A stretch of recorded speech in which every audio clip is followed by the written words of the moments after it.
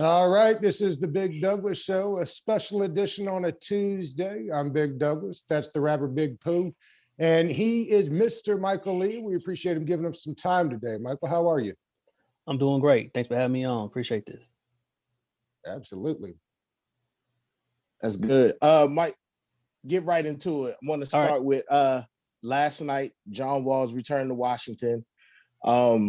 He played well. Bradley played well. We even got to see them guard each other at times last night. But it still feels like we all lost not having fans in the building last night. Can you speak on that? There were a lot of L's last night. The first one being at John's in Houston. Let's just start there. I think that, I'm not saying that the Wizards shouldn't have traded him or, that he should be there a Wizard for life. But I think, for fans of the Wizards who had to wait 2 years to watch him rehab, to see him go through all that he had gone through, losing his mother, having 2 kids, to seeing how much his life had changed in the time that he was away, it would have been good to see him make that return in a Wizards uniform. And I think everything that he did, all the energy he invested into being, back in the floor after 2 years of injuries, it was to play for the Wizards. And I think it would have been nice to see him and Brad just play together, because I feel like that part was robbed from everybody, because you never got to see come to fruition what you had been waiting on. And I thought that anticipation, having that zapped away, led to probably more disappointment from Wizards fans. As for the game, the fact that we're dealing with COVID and you can't have fans in the arena right now, that's probably COVID is probably more disappointing than that. But I feel like if there was a homecoming that needed fans, it was John Wall's return to DC. I covered the Wizards I've been around the Wizards for 17 years now. And so in my time covering them, there's not a player who had as deep a connection to the city and to his people like John Wall. He loved DC, and I always feel like his love for DC was deeper than any player could have, because he lost his father at age 9, and his dad was from DC. And even though he's a Raleigh kid and he was born and raised there, I think being in DC and being in a place where his father, grew up, being around the streets that he ran, it allowed him to connect to that loss in a way that most athletes can't, and so I think that he gave his heart and soul to DC. And you remember what everyone talks about, that game 6 against the Celtics, when he hit that 3-pointer over Avery Bradley and hopped on the scoreboard and on the what do you call it? Scores table. On the table, yeah, on the scores table, and just was like, this is my city, and everybody felt that. Like, it wasn't just like for show. Like, everybody felt that. And even though he never won a championship, you could see that there was a bond there. And it would have been cool if he was to come back, for the fans to really show their appreciation to him. Because obviously it didn't end the way anybody wanted it to, but the love that he had for DC, and the love the fans have for him, it deserved to have a moment where he could feel it. He could be in a place and get that love, because we know he's had a tough couple years. Like I said, I mentioned he losing his mom. He lost his grandmother recently too. So to be in a place where he could, and he just got off the rejection from the Wizards. They just traded him. And so as much money as he's making, as much as a competitor he is, that's going to hurt, to have the organization that you gave, 8 years, 10 years, whatever you want to say, and then they all of a sudden said bye. I think that there was a lot of hurt there, and there's hurt that he's still dealing with from being traded, as well as he's playing. I think mentally it's still hard for him to let go, because it wasn't like he asked out. They were shopping him to get rid of him. And I think that's where it would have been cool if he could have gotten that love from the fans, which I'm sure he probably misses right now. Michael, did they think that he was not going to be healthy? I mean, did they not expect that this is what the John Wall that they were going to see, or is this more than what they, more than the product on the court? I think there were a couple things. I mean, obviously we know about the gang sign video. I think that's what pushed everything into fast forward, in terms of getting him out of DC. That hurt as a lot far of as people. the owner was concerned, right? Yeah, as far as Ted Leonsis and a lot of people within the organization, that was really hurtful to see that. and to see him in that kind of situation, it was embarrassing, and and they felt like they needed to cut ties and just move on. But I just feel like for the most part, um, the relationship had kind of soured, the last couple of years, because you remember that his last, season where he showed up at training camp, he wasn't in the best shape, and there was that big blow up practice where, Brad was like, I've been dealing with this for 7 years, and it was just all he was yelling at teammates and yelling at Scott Brooks, and it just got really ugly, and then you could just sort of see that the team was just sort of it was headed nowhere. And you can see these last couple of years, they've been a pretty bad team. A lot of that is rooted in the fact that, John wasn't healthy, but also John wasn't as dedicated in the off season that he needed to be. So I think there was just some frustration from the organization that just sort of led to this change. And, it's unfortunate. There's never a breakup. There's rarely a breakup that's amicable. Usually it's an ugly split, especially when there's a lot of passion on both sides. And this was one of those situations. Mike, that brings me to the next thing I want to speak about is Draymond Green last night. He had the comments after their game speaking about what he feels is a double standard in the NBA when players ask to be traded, they're vilified, fined by the league. But when teams decide they want to trade a player, they'll sit them down and they expect them to remain professional. What do you think of Draymond's comments last night? Well, fan loyalty is always to the team. It's rarely to the player. It's only been in recent years that guys like LeBron have been able to go places and sort of take his fans with them. There are people who they don't care about the Cavs, they don't care about the Lakers, they love LeBron. So he's one of those rare guys that can do that and just hop around and move places. But for the most part, most fans, they are going to be aligned with the team. That's the jersey they root for, and that's where their affinity for that certain player began. So when that player says, "I don't want to be here anymore," the fans take that personally. They are hurt. That's a rejection of not only the team, but to some of them, it's a rejection of them. And so that's why you see that reaction. And so I understand exactly what Draymond's saying, and I don't disagree with him. But I also do know that the reason why they're called fans is because they're fanatics, which means they're not necessarily thinking rationally and going to be able to step away from the situation, especially if they're passionate about their team. So if you're like the Houston Rockets and, you've been riding for James Harden for the last 8 years, defending him, every time anybody says, he's just a stat patter or he's not going to come up in the clutch, and you just been defending him and riding for him for this long. And then all of a sudden you get to this point, he's like, "Yo, get me out of here." And then he's not showing up. And you're like, "Hold up, man, I've been with you, dude. Like, why are you dissing me now?" So fans are going to be irrational. So I understand what Draymond wants, but I also know that that's not what he's going to get, because the loyalty from fans is hinged on the uniform that you're in. If you're not in that uniform anymore, for the most part, if you ask out, now if you get traded, they'll probably still love you, right? If you didn't ask out and the team gets rid of you, they'll probably still love you.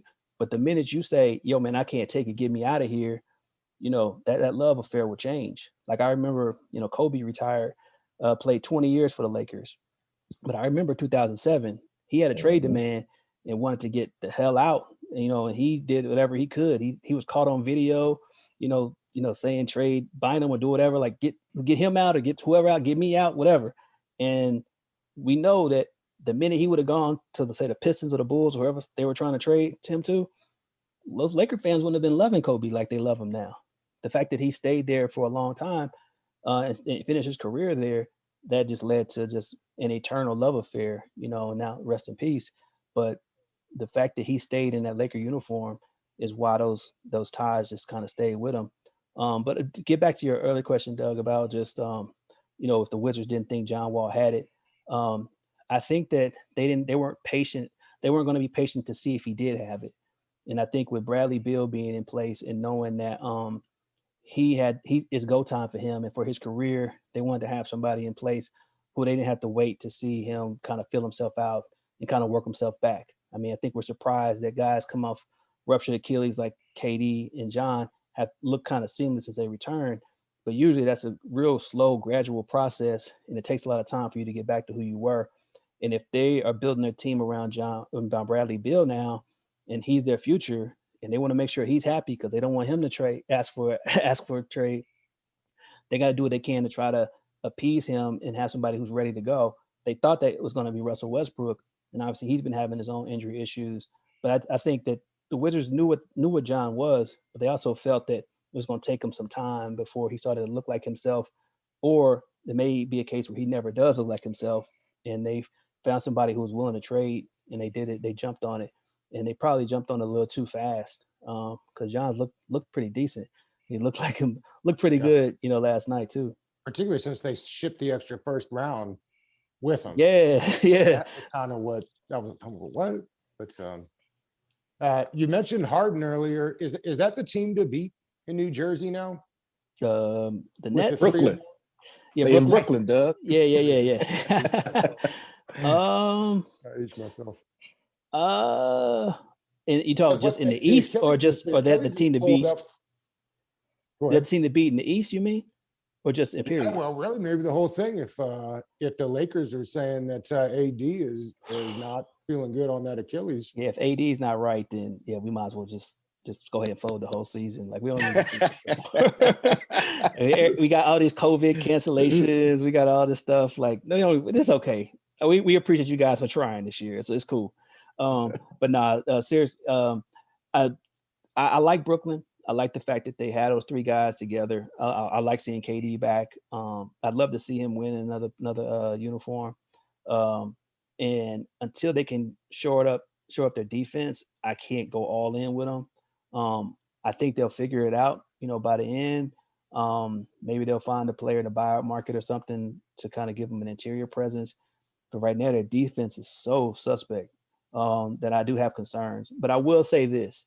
The one thing that may make me come around, and one thing that's been encouraging about their performance is that they beat good teams. When I think there's something like 9-1 against teams that have winning records, which is crazy. Their struggles are against the bad teams because they come in feeling like they can just show up and win. And obviously, when you're in the playoffs, everybody's good, so you're not gonna have that mentality. So there are a couple of things, but I don't know if I'm ready to give it up just yet because I still think they have some things they need to work out on the defensive end. And it's funny because we know KD is one of the best scorers we've ever seen. He's the best offensive player on the Nets. I think we can agree. Even though Kyrie and Harden are both too bad, MFs, KD is also the best player right now on that team. But they need him more on the defensive end. They need him on the offensive end, which tells you about how good he is and how much value he has.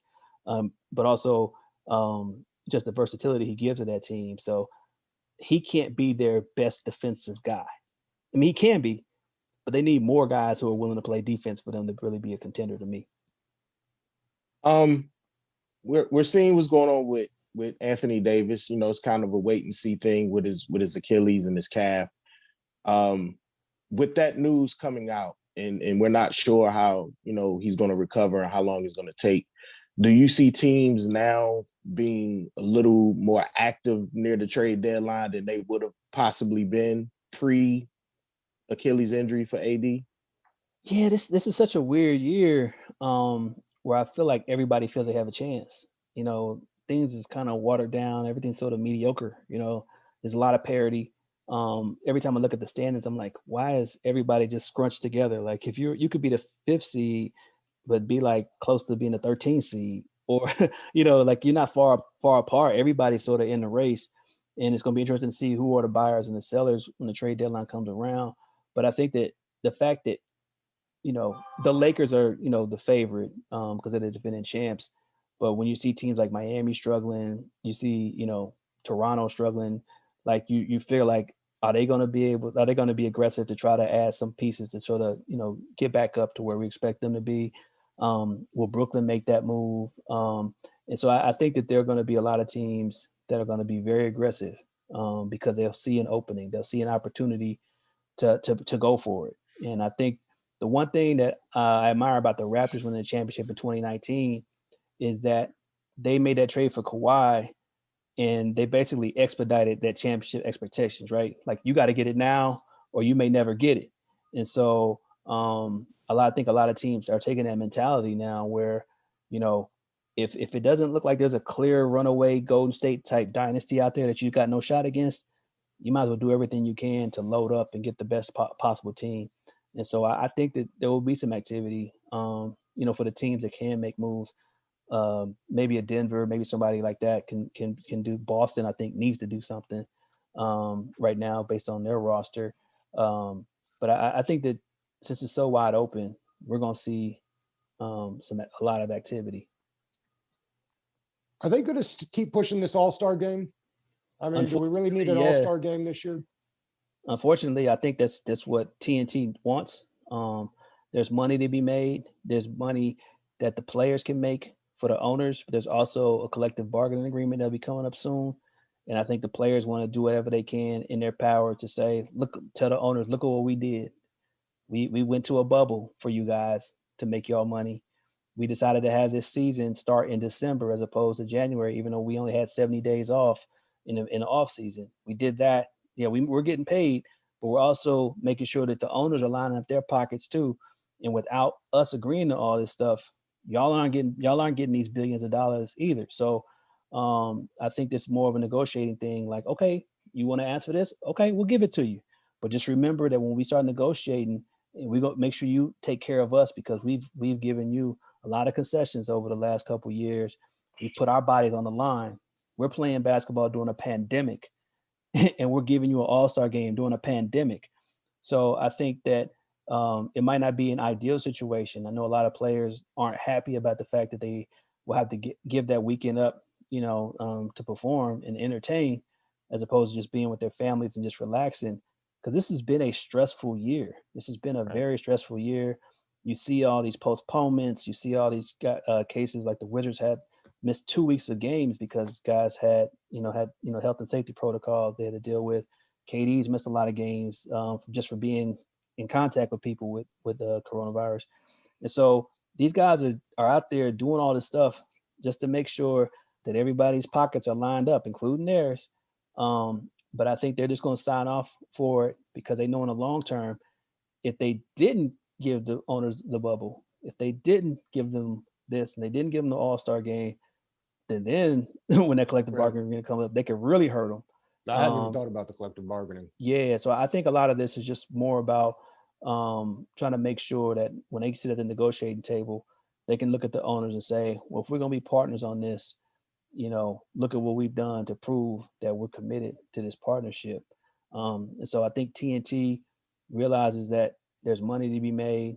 You know, there's not a lot of sports that are going to compete with them if they have a Sunday All-Star game. And typically the ratings for that are pretty high. So they'll make money off of it. So as long as there's money to be made, then they're going to run out there and put the ball in the basket. Michael, do you think the NBA may be starting to lose some of its cachet with players with the All-Star game decision and the national anthem decision that happened with Dallas? Do you feel like some of that shine and that luster is starting to wear off between the league and the players? Yeah, I do. I also think that this is a little bit of pushback from some of the owners who might not have been happy with the social justice messaging in the bubble. You know, having Black Lives Matter on the court, you know, seeing those type of things, players kneeling during the national anthem. A lot of owners didn't say anything because they were making money, but I don't think a lot of them were really happy with how that all played out. You know, they can't come out and say it because we just saw George Floyd, you know, murdered on TV. Last thing you want to do is come out and say, "Why are we supporting Black Lives Matter right now?" Like, no, you need to come out and say it. But I think that now you've seen the owners are sort of kind of flexing a bit, you know, and letting it be known that this is their league and that you will adhere to these rules. And so I think that's sort of what is happening. There's a little bit of a backlash from the owners who are you know, they accommodated the players, let them, you know, they protested, you know, they took playoff games, you know, protested playoff games and did a lot of things to let it be known that, you know, these are the issues that they care about. Well, the owners, they care about making money. And so we hope you had your little fun, because right now we're trying to make more money and we're not trying to jeopardize our business or our constituents by upsetting them with all of this, you know, national anthem talk and all of this other stuff that we're uncomfortable with, but we can't really express, but we will make it known in other ways. You know, it almost feels like all the good that the league had done, you know, with the bubble, with the social justice messaging. It's like once they got out of there, it's like we're not going back to that. We just want to make it clear to y'all, we're not going back to that. Yeah. Michael, we root for the big man here. It feels like this is the year of the big man. It's nice to see it. I kept looking over my shoulder like, man, they tried to root us up out of here, but they're shining this year. Embiid's finally healthy, and that's a big deal, right? He's not been healthy like this before. He's not been healthy, but I think he's, you know, focused.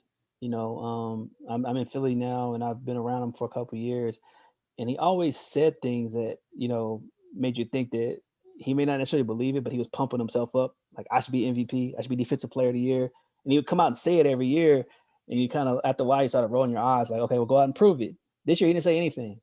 He Right. just said, I'm just gonna go out there and play. And I think a lot of that is from Doc Rivers. You know, I think that you can't really take it for granted that you have a coach that has probably been looking forward to having a big like this to work with his entire career. He's never had a guy like this that you could just feed in the post, you know, from his time in Orlando where he had T Mac to where he went to Boston and he had, you know, Paul Pierce, and then he wound up getting KG and those guys.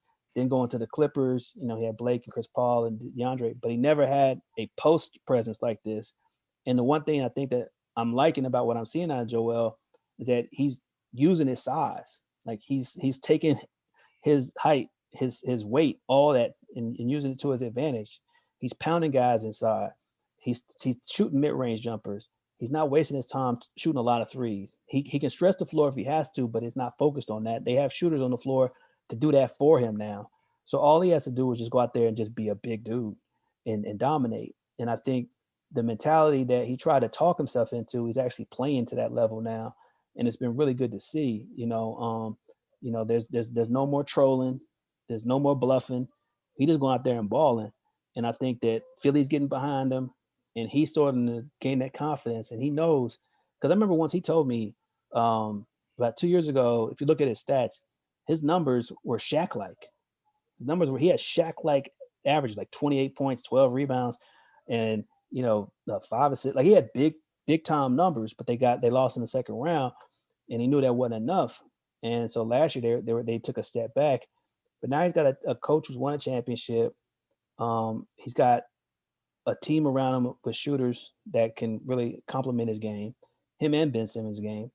And so he's just out there playing freer. He didn't add any extra pressure to himself.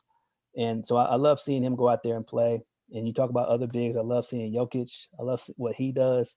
He's one of my favorite players because he makes it look effortless.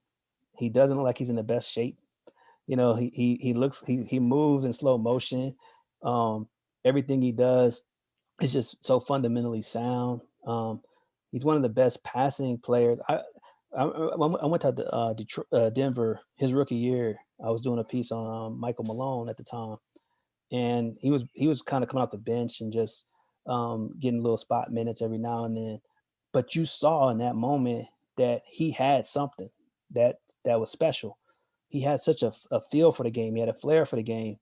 And I remember talking to Michael Malone and how he knew right then that he was a special player.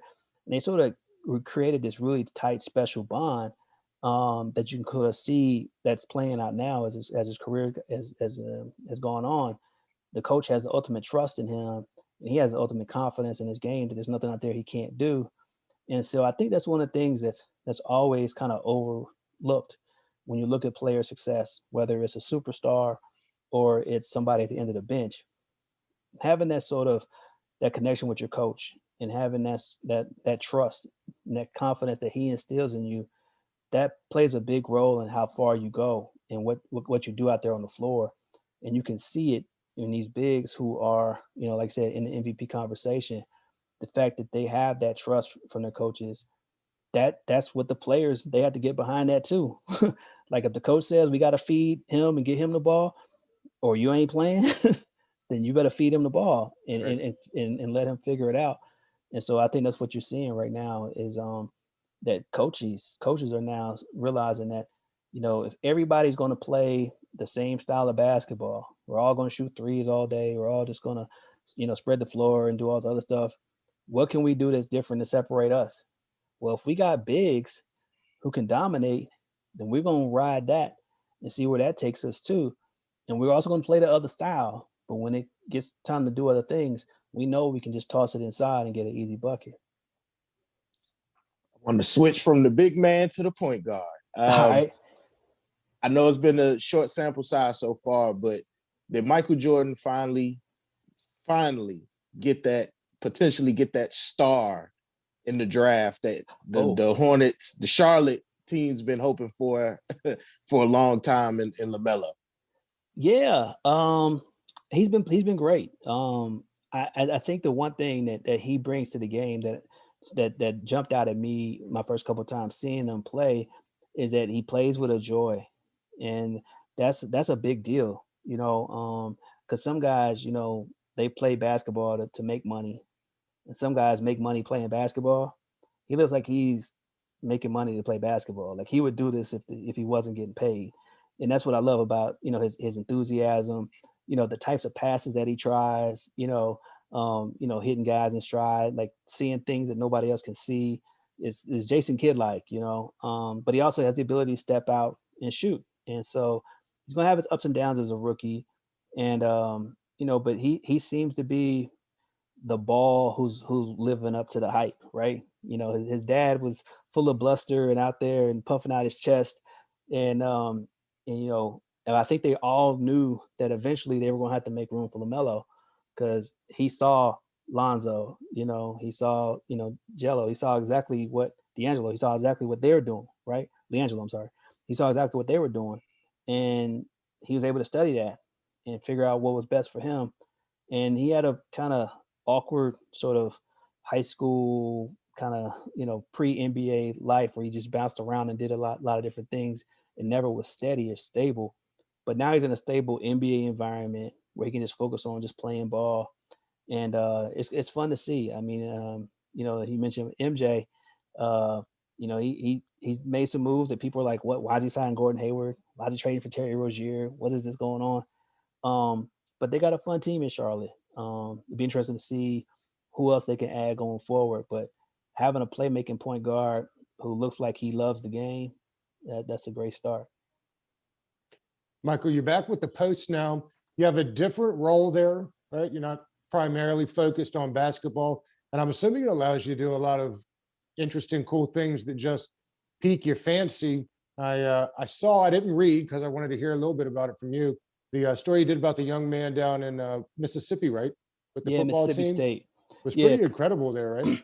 Yeah, Kylan Hill. He was a third. I think he was third in the SEC in rushing last year. He had 1,300 yards and 10 touchdowns, and he was slated to sort of be a big stud in the SEC this year. He's going to have an awesome season. But last summer there was a lot of controversy, obviously with George Floyd, and there was a push to change the Mississippi State flag that was gaining a lot of momentum. Especially after the George Floyd incident, but then it kind of hit a bit of a wall with the governor. And so the governor put out, a comment about, a proposal to have two types of flags. And so he just responded, it's like, if you don't change this flag, I can't represent this state anymore. And it just sort of sent a jolt to everybody. Like, this kid said he's not playing for Mississippi State if we don't change this flag. And we all know the Confederate symbol that's been on that Mississippi State flag for 126 years, which is crazy. And it was only there, in response to Black Reconstruction. And it was just their way of sort of, putting white supremacy just in full force, which is wild considering Mississippi has I think the largest percentage of African Americans that live in a state, is in Mississippi. And so there have been attempts in the past to change the flag, but nothing, really came to fruition until just now. And so now a lot of people were involved with this, including some Republicans in the state legislature. But I wrote that, basically Colin he had the ball at the 1 yard line, and he punched it in, to where, eventually they changed the flag. And so this year was supposed to be a breakout year for him, playing in the Mike Leach's air raid attack. But it was sort of a weird year because he had a great opening night against LSU, just destroyed the defending champs. And then he had a concussion the next day. And then he had another good game, but the team lost to Kentucky. And right after that game, he found out that his brother had COVID. And so while talking, his little brother who had just had brain surgery, was recovering from brain surgery, had COVID. So he was thinking the worst, that his brother would die, So when he was talking to his mother, they just decided probably best if he just didn't focus on playing football and just trained for the NFL draft. So he kind of punted on, his senior year, after it was a lot of expectation for him. And so I had a chance to just catch up with him and just talk about just what the last year had been like, what he had learned, some of the things he encountered after putting out that tweet, some of the things that his family encountered. His mother said that, someone called her house and basically said, are you Colin Hill's mom? And she said, yeah. He said, well, you're a nigger, your son's a nigger. And then just called her nigger, nigger, nigger, nigger, nigger until she hung up. And there was a letter that his grandmother got at her house that was addressed to Colin. And she said she didn't read the whole thing. She said she read the first line, was like, "Hey, dickhead." And Colin had to deal with some things on social media to where he just had to mute that tweet that he put out. And he said that he had everywhere he went, kind of in Starksville, was people would pull out their phones and start talking to him or taking pictures of him. And so he never knew, like, if they were just like fans that just wanted to take a picture of him, or if they were people he needed to be worried about. And so he didn't really care. So he sort of became a bit of a recluse. And so I think that a lot of this stuff sort of just made it a very stressful year, because he's 22 and he's, coming out against the Mississippi State flag. Like I said, it's been there for generations. It didn't make everybody happy. So now he's trying to, make it in the NFL. He might go between the 3rd and 5th rounds, but basically it'll be off of what he did his junior year, because he didn't give him anything. So these type of stories are fun. I'm excited that I get to tell these type of stories and do that in addition to my to writing about the NBA. I just wanted to try something different and try new challenges and tell different stories, because I covered the league for 19 years. And sometimes I felt like I was writing the same story with just, cut and pasting a different name. But now I feel like I'll be able to tell, the stories, that just good stories, whether it's an NBA story, college football, college basketball, whatever it may be. And I'm excited about the possibilities. I'm definitely excited about being back at the Washington Post. I use the example of, Dwayne Wade, when, he left the Heat and he went to, Cleveland, Chicago and Cleveland. And, it was cool, but, there's a place that was home, was Miami, and that's where he belonged. That's kind of how I felt about the Post. I've been a couple places, but there's one place that felt like home, for me in my career. And so I'm glad to be back. Michael, before we let you go, I'd be remiss if I didn't ask you about music. Okay. I noticed I follow you on Twitter, and I noticed you talk about, hip hop often. What are you listening to these days? Oh man, well, a lot. I listen to a lot of old school R&B with my son.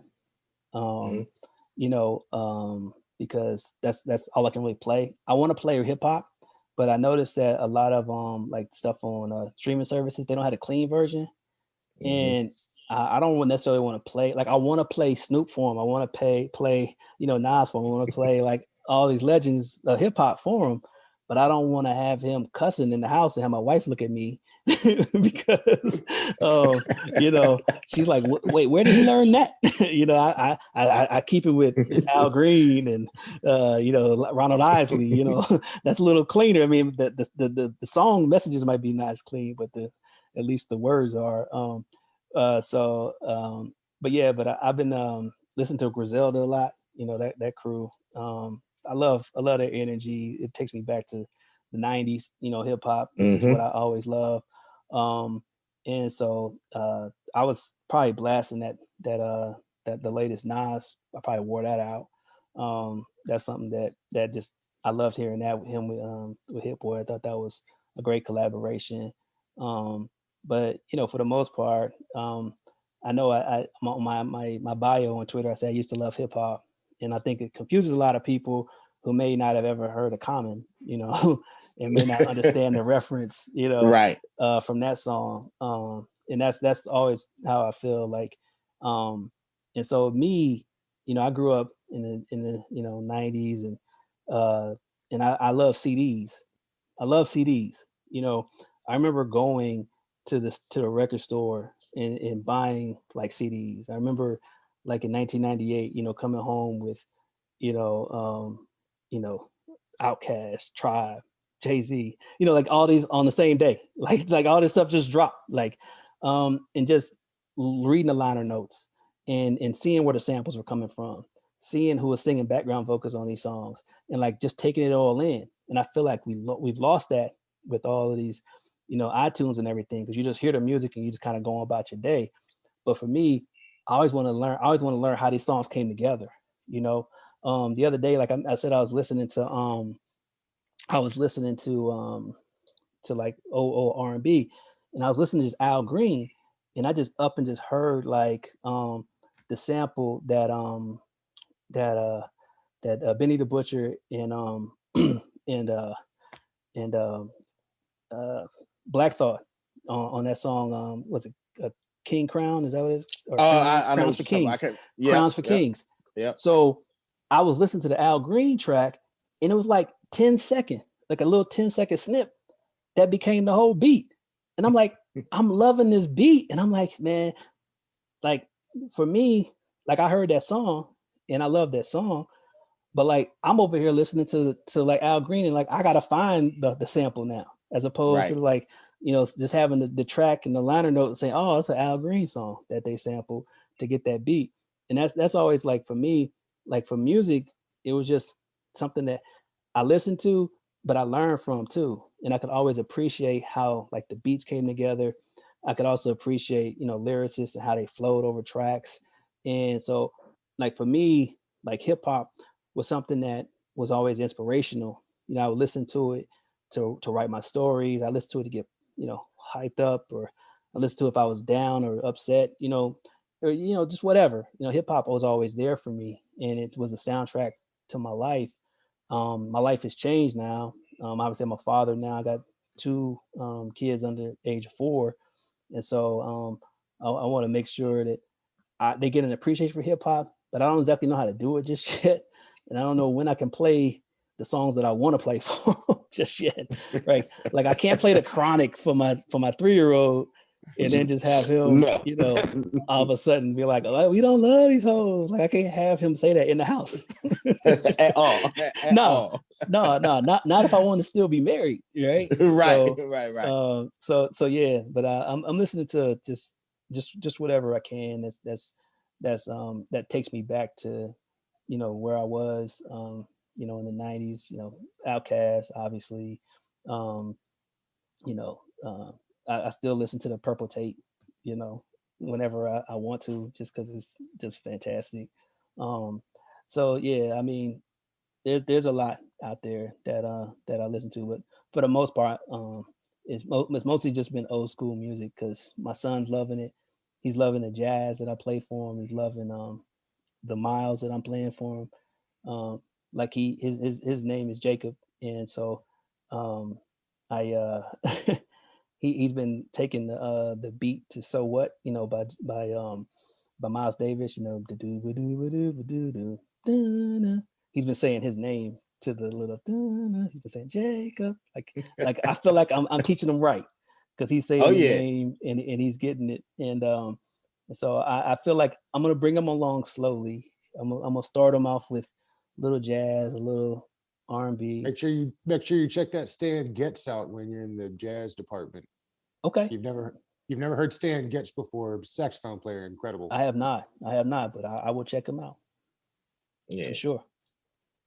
Who you listening to? Just so I can get hip to like, Oh, what I should be listening to. It's around the same. Griselda, of course. A huge Benny fan. I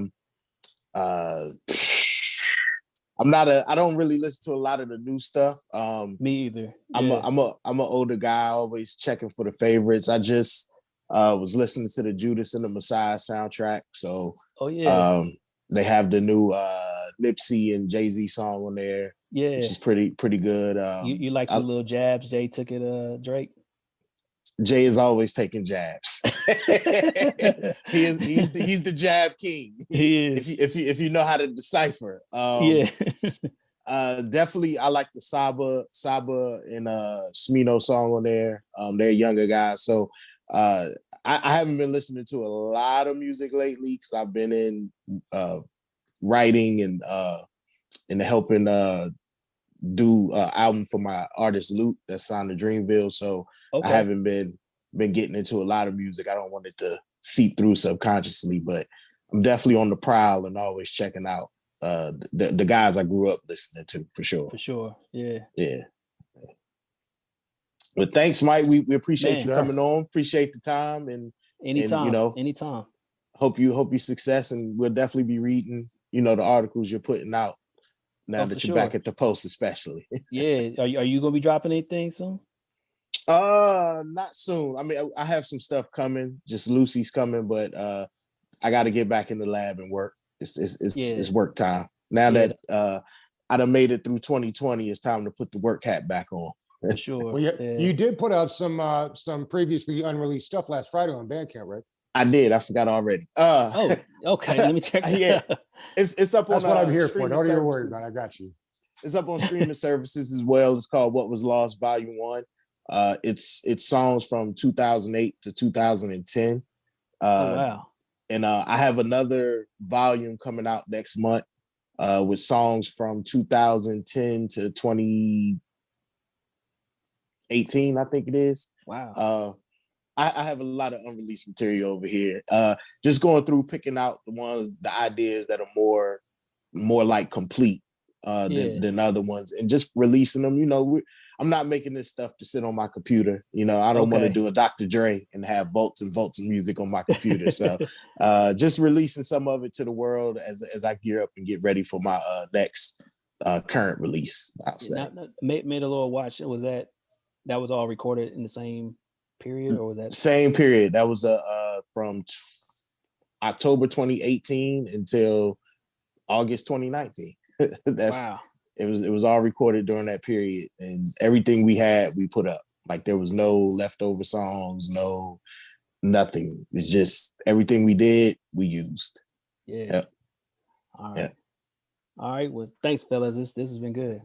No problem. Thank you, Mike. I appreciate it. All right, appreciate you. Take care. All right. You too.